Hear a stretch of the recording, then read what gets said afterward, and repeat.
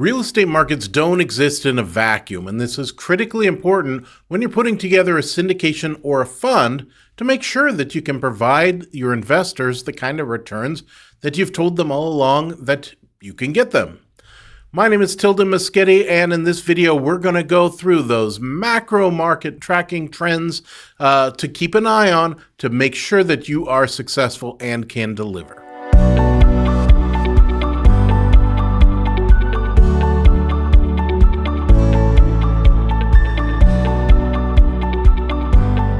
When it comes to tracking the macro market, what we're talking about is those big picture things, the entire United States, what's going on. Now, really here, what we're looking at is what phase of the real estate cycle are we in? Are we growing? Are we shrinking? Where is the market going? So we can anticipate that. The data sources we use are going to come from things like the Bureau of Labor Statistics and what the Fed is doing with interest rates, things like that. Those are the tools that we will apply to making sure that we do that. And here we're going to talk now specifically about what those different phases of the real estate cycle are, how you can identify what phase we're in. The first phase of the real estate cycle is expansion. This is when things are looking good, everything is going on, right? On the macro scale, what we're looking for is there's a robust GDP growth. GDP is massive, it's going high. We look at major levels of employment are increasing. More people are going back to work, so not unemployment. Employment levels are increasing, and this also leads to more consumer spending. So we start to see consumer spending go up as well. Interest rates may begin to slightly tighten as we do this in order to curb that inflation from coming along. And then overall business and consumer confidences are super high. On the real estate specific side, what we're looking for is a major demand. So there's a lot of demand on rents. So vacancies are extremely low, specifically, and what you're interested in is in the property type that you're looking at, the asset type, whether it's multifamily, whether it's industrial, whether it's retail, whatever it is. We want to see that vacancy factor be lower than, say, normal times. We also want to see new building happening. We want to see an acceleration of development. Along with that declining vacancy, we want to see rent growth go up. Rent growth is the number one predictor of success in a syndication. That rent growth gives you the appreciation that you can pay back to your investors. And overall, your developers are optimistic. Everybody's looking to build, and the general feeling in the air is very high. And that is the expansion phase. The next part of the real estate cycle is what we call the peak or oversaturation. Once we've reached a certain point, economic growth starts to hit a peak, and then inflation starts taking off massively, right? So we've hit the absolute peak of where we're at. Inflation's going up, and as a result of that inflation going up, central banks start to restrict the money policy. They turn the volume down on it. So we will see interest rates rise and those buybacks massively decrease in what the Fed is doing. So we also start to see that sectors are getting overheated.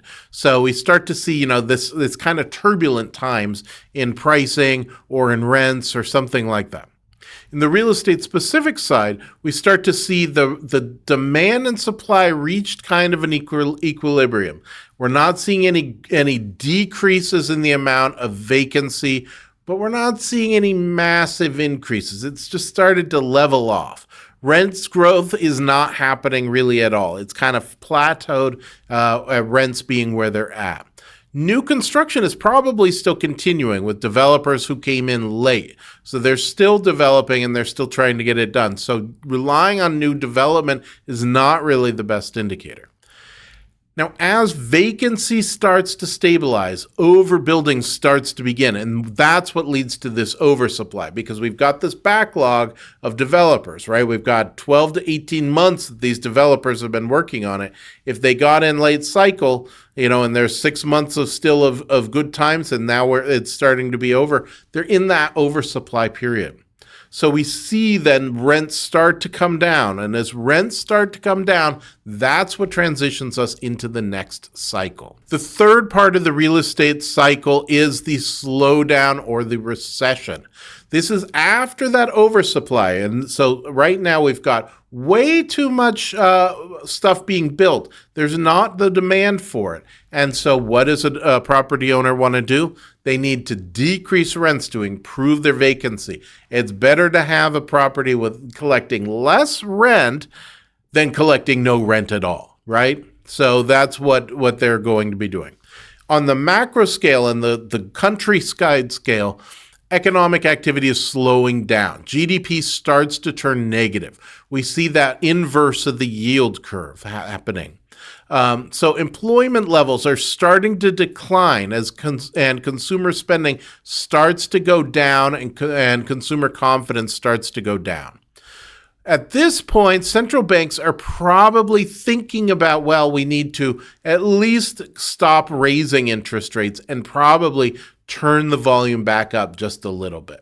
So we might see a little bit of a cut of interest rates to ease off on the recession, but really they're trying to prop up not inflation, because inflation shouldn't be the problem at this point. What is the problem is that employment. That's their other part of their mandate, to ensure employment.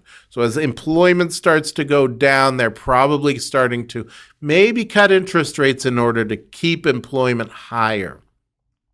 We also see a decline in business activity going on. On the real estate side, we see that massive decrease in real estate usage. Higher vacancy, lower rents.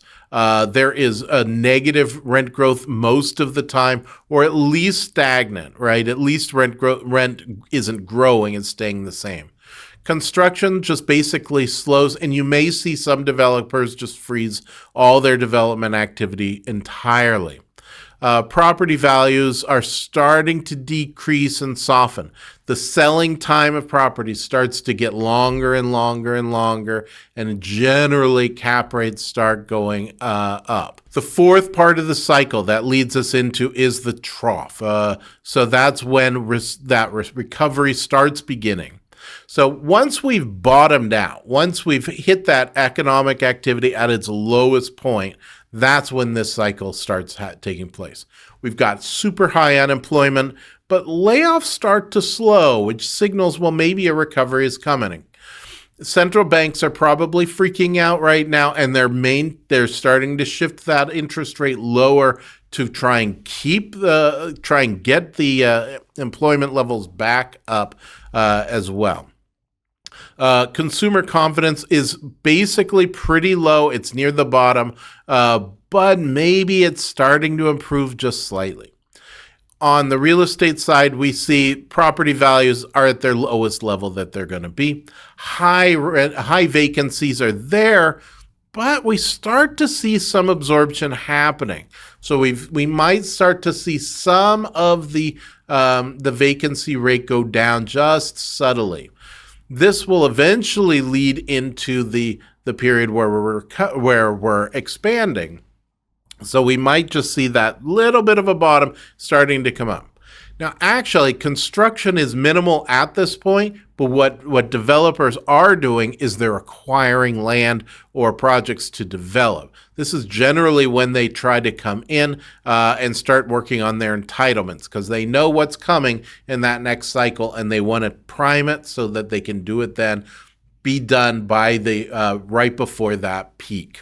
My name is Tilda Moschetti. I am a syndication attorney for the Moschetti Syndication Law Group. We went through these key parts of the real estate cycle today, mostly to help you with identifying where you're at in the cycle so that you can provide for your investors, you can provide for yourself, make sure that your funds and syndications are successful. If we can help you with the legal compliance side or just helping you with putting your deals together and the structuring side as well, give us a call and let's see how my firm can help you.